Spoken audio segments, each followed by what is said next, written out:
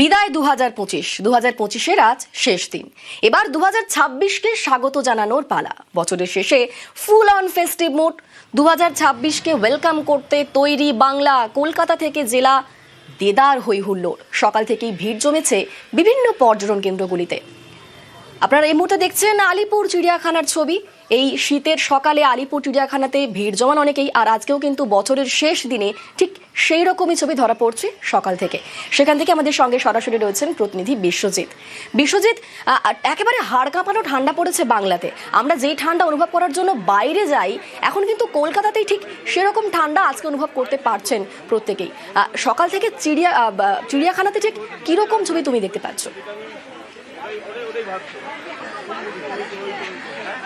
একদমই, সকাল সকাল চিড়িয়াখানা যারা এসেছিলেন, এত ঠান্ডা তাতে বাঘ দেখতে পাবেন কিনা একটা আশঙ্কা ছিল। সরাসরি সেই রয়্যাল বেঙ্গল টাইগার আমরা দেখাবো। সরাসরি রয়্যাল বেঙ্গল টাইগার কিন্তু বেরিয়ে গেছে। সাত সকালে দর্শকদের খুশি করতে রয়্যাল বেঙ্গল টাইগার বেরিয়ে গেছে। এবং যারা দেখছেন রয়্যাল বেঙ্গল টাইগার, আপনি ছবি তুলে রাখছেন রয়্যাল বেঙ্গল টাইগার।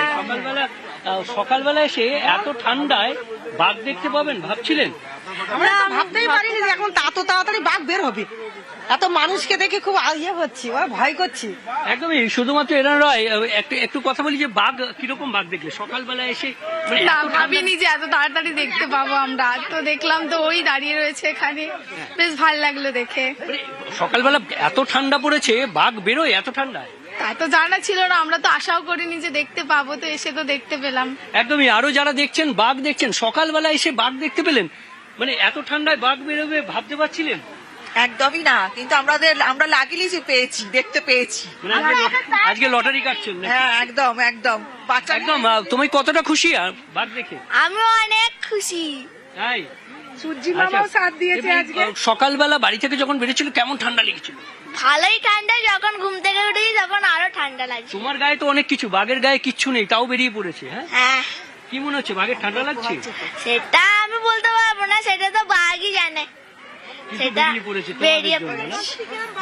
আজ সকালবেলায় বাড়ি থেকে বেরিয়ে পড়েছেন, নিশ্চয়ই প্ল্যান রয়েছে নতুন বছরকে স্বাগত জানাতে। আজকের দিনটা কিভাবে কাটাবেন?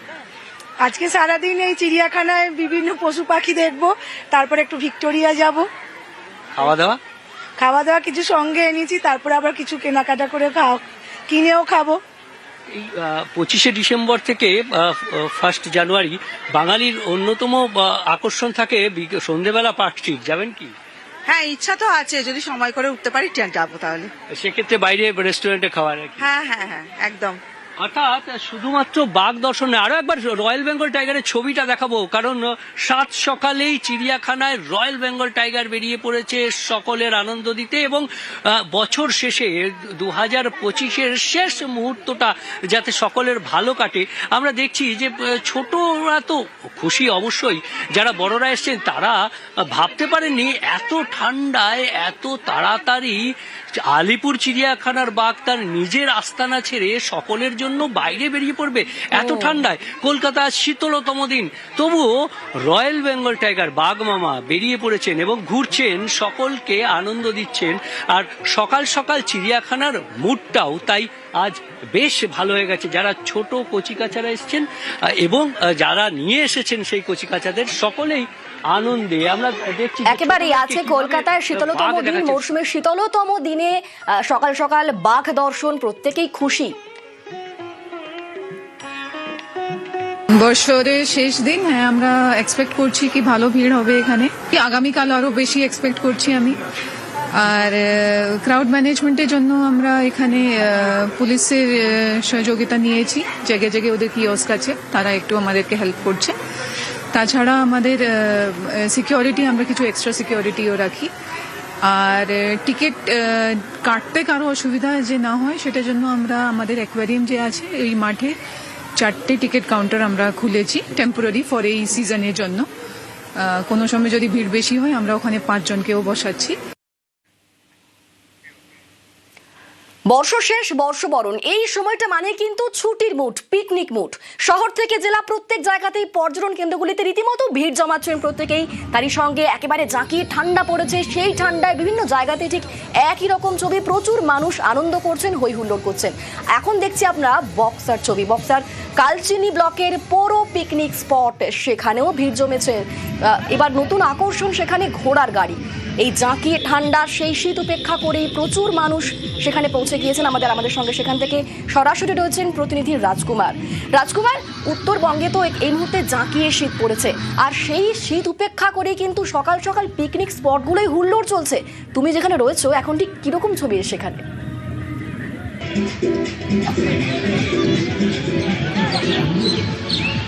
দেখো, আমি এই মুহূর্তে দাঁড়িয়ে রয়েছি বক্সার টাইগার রিজার্ভের জঙ্গল লাগোয়া যে পৌর পিকনিক স্পট, সেই পৌর পিকনিক স্পটে দাঁড়িয়ে রয়েছি। সকাল থেকে কিন্তু মানুষেরা এখানে এসে ভিড় জমিয়েছেন পিকনিকের জন্য। কিন্তু বাড়তি পাওনা হচ্ছে যে এই যে বেলা যত বাড়ছে সূর্যের কিন্তু দেখা মিলে গেছে। অর্থাৎ এখানকার মানুষরা, পিকনিক স্পটের মানুষরা বলছেন যে যার শেষ ভালো তার নাকি সব ভালো হয়।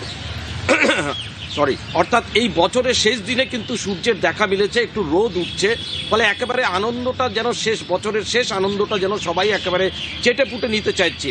হই হুল্লোড়, রান্না বান্না, খাওয়া দাওয়া, একেবারে 8 থেকে 80 সকলেই কিন্তু একেবারে ফেস্টিভ মুডে, কার্যত উৎসবের মেজাজে, কার্যত আনন্দের যে আবহ সেই আবহে রয়েছে। এইখানে কিন্তু এই পিকনিক স্পট কিন্তু স্বনির্ভর গোষ্ঠীর মহিলাদের দ্বারা পরিচালিত হচ্ছে, এবং এই পিকনিক স্পট যারা চালাচ্ছেন তারাও কিন্তু খুশি, কারণ সকাল থেকে প্রচুর মানুষ এখানে ভিড় জমাচ্ছেন, হই হুল্লোড় করছে। একেবারেই। তুমি কোথায় এসেছো? আমি একটা পার্কে এসেছি। পার্কে এসেছো পিকনিক স্পটে? কার কার সাথে এসেছো? আমার বাবা আর আমার মা আর আমার দাদা। তাই? কেমন লাগছে? ভালো। তুমি কি কি এখানে দেখেছো? অনেক কিছু, দোলনা দেখেছি, জাম্পিং দেখেছি, ঘোড়ার গাড়ি দেখেছি। তাই? বছর শেষ ও নতুন বছরের শুরুতে জমজমাট হয়ে উঠেছে পুরুলিয়া। অযোধ্যা পাহাড়ে দূষণ রোধে সতর্ক রয়েছে বন দফতর।